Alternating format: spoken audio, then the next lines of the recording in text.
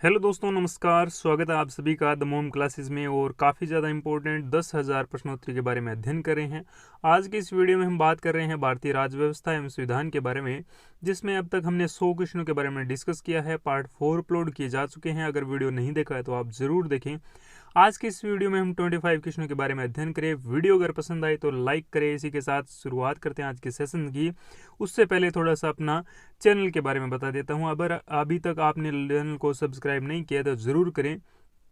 Join करें हमारे Telegram channel को, और व्हाट्सएप ग्रुप को ज्वाइन करने के लिए नंबरों पर हाई लिखकर सेंड करें। और इसी के साथ या फिर वीडियो के डिस्क्रिप्शन में आपको व्हाट्सएप ग्रुप एवं टेलीग्राम चैनल का लिंक मिल जाएगा, वहीं से आप ज्वाइन कीजिए। आज का पहला क्वेश्चन कि निम्नलिखित में से कौन सा अधिकार राजनीतिक अधिकार है? स्वतंत्रता का अधिकार राजनीतिक अधिकार नहीं होता है।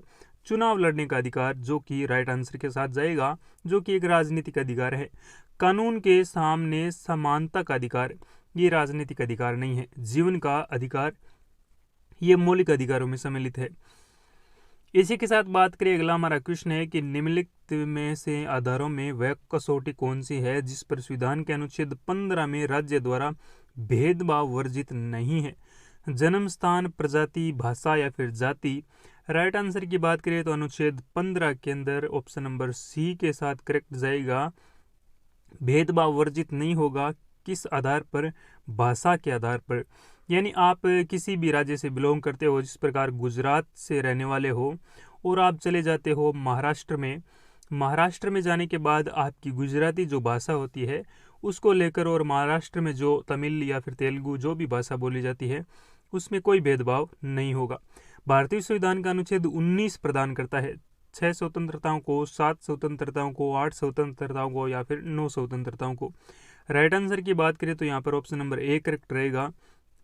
भारतीय संविधान का अनुच्छेद 19 जो है ये 6 स्वतंत्रताएं प्रदान करता है। ऑप्शन नंबर ए करेक्ट रहेगा।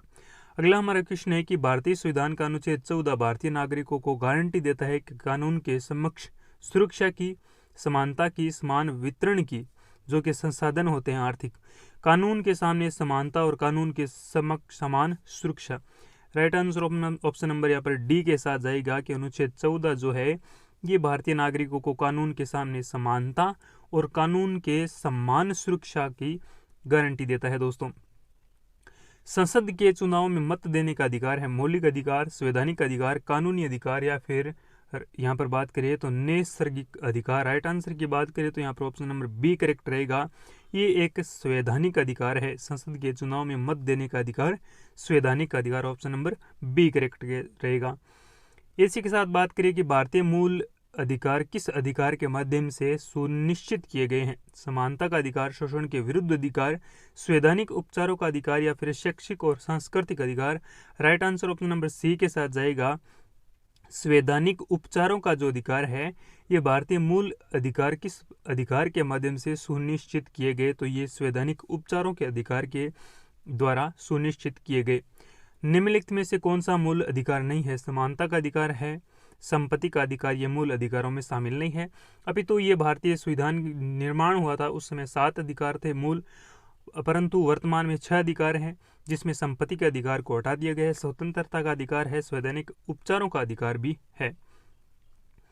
भारतीय संविधान के किस अनुच्छेद में भारतीय नागरिकों का मूल कर्तव्य शामिल है? अनुच्छेद 50 क में, अनुच्छेद 50 ख में, अनुच्छेद 51 क में या फिर अनुच्छेद 51 ख के अंदर। ऑप्शन नंबर सी करेक्ट रहेगा। अनुच्छेद 51 क या फिर अनुच्छेद 51 ए में जो है ये भारतीय नागरिकों के मूल कर्तव्य शामिल है। ऑप्शन नंबर सी करेक्ट रहेगा।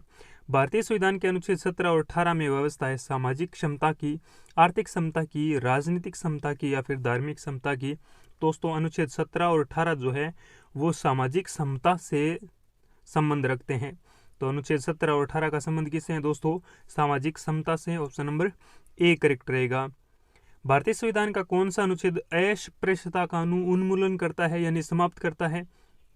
इसी के साथ किसी भी रूप में इसके व्यवहार का निषेध करता है? अनुच्छेद 16, अनुच्छेद 17, अनुच्छेद 18 या फिर अनुच्छेद 15। तो राइट आंसर अनुच्छेद 17 के अंतर्गत जाएगा। 17 और 18 जो काफी इंपॉर्टेंट अनुच्छेद है, ये उन्मूलन करता है अस्पृश्यता को। तो अनुच्छेद 17 ऑप्शन नंबर बी करेक्ट रहेगा। भारतीय संविधान के अनुच्छेद 17 में उपबंध किया गया है किसका? अस्पृश्यता के उन्मूलन का, जो अभी हमने पढ़ा। ऑप्शन नंबर डी करेक्ट रहेगा। अगला हमारा क्वेश्चन है कि निम्नलिखित में से किस मामले में उच्चतम न्यायालय ने माना कि मौलिक अधिकारों में संशोधन नहीं किया जा सकता? ए के गोपालन का मामला, केशवानंद भारती का मामला, एम.सी. मेहता का मामला, या फिर गोलकनाथ का मामला। तो right answer option number D के साथ जाएगा कि भारतीय जो उच्च न्यायालय है, उच्चतम न्यायालय जिसे हम सुप्रीम कोर्ट कहते हैं, उसने माना कि मौलिक अधिकारों में संशोधन नहीं किया जा सकता। तो वो गोलकनाथ मामला है। और इस प्रकार ये जो मामले आए हैं ये किसी न किसी इंपॉर्टेंट न्यूज से जुड़े हुए हैं दोस्तों। भारतीय संविधान में कौन से भाग में मौलिक अधिकारों पर चर्चा की गई है? भाग 1, भाग 2, भाग 3 या फिर भाग 4? तो भाग 4 के अंतर्गत नहीं, अपितु भाग 3 जो है ये राइट आंसर के साथ जाएगा कि मौलिक अधिकार जो है ये भाग 3 में सम्मिलित है। और वर्तमान में भारतीय संविधान में 22 भाग हैं। नेक्स्ट बात करते हैं मौलिक कर्तव्यों के अध्याय में शामिल है। मौलिक कर्तव्य उन उदात्त आदर्शों के संजोने तथा अपनाने का कर्तव्य जिन्होंने हमारे स्वतंत्रता आंदोलन को प्रेरित किया। आम चुनाव में मत देने का कर्तव्य, लोगों में भ्रातृत्व भाव पैदा करने का कर्तव्य, उस राजनीतिक दल के साथ बने रहने का कर्तव्य जिसकी टिकट पर किसी ने चुनाव लड़ा हो। तो ऑप्शन नंबर ए के साथ राइट आंसर जाएगा उदात्त आदर्शों को संजोने, अपनाने और कर्तव्य जिन्होंने हमारे स्वतंत्रता आंदोलन को प्रेरित किया, ये मौलिक जो कर्तव्य है उनके अध्याय में शामिल है।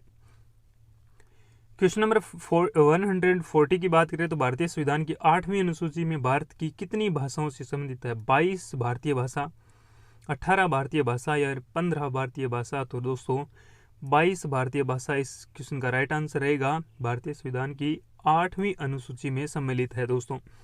नेक्स्ट बात करते हैं, अगले हमारा क्वेश्चन रहेगा कि भारतीय संविधान में कितने मौलिक कर्तव्य है? 11, 9, 20 या फिर 12?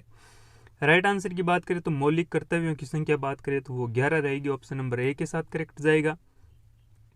भारतीय संविधान में न्यायिक पुनरीक्षण आधारित है। विधि सम्मत शासन पर, विधि की सम्यक प्रक्रिया पर या फिर विधि द्वारा स्थापित प्रक्रिया पर? तो विधि द्वारा स्थापित जो प्रक्रिया है इसमें क्या शामिल है दोस्तों? भारतीय संविधान में न्यायिक पुनरीक्षण जो है, यानी न्याय को पुनः मांगने की जो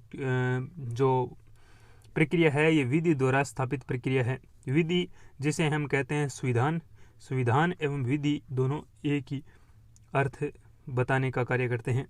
निम्नलिखित में से कौन सा मौलिक अधिकार केवल भारतीय नागरिकों को उपलब्ध है? कानून के समक्ष समानता, कानून के प्राधिकार के बिना किसी भी कार्रवाई के प्रति, जीवन या निजी स्वतंत्रता की सुरक्षा, धर्म, जाति, वर्ण, लिंग तथा जन्म स्थान के आधार पर भेदभाव की सुरक्षा, धर्म की स्वतंत्रता।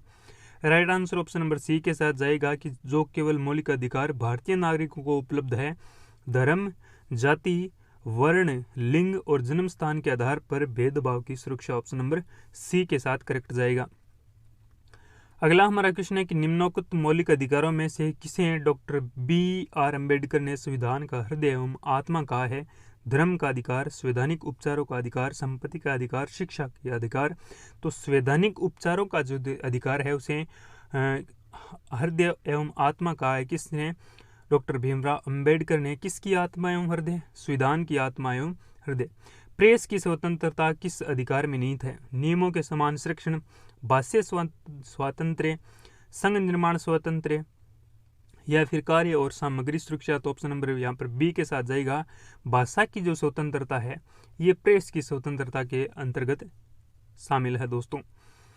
भारतीय संविधान में मौलिक कर्तव्य कब समाविष्ट किए गए? समाविष्ट यानी कब जोड़े गए मौलिक कर्तव्य?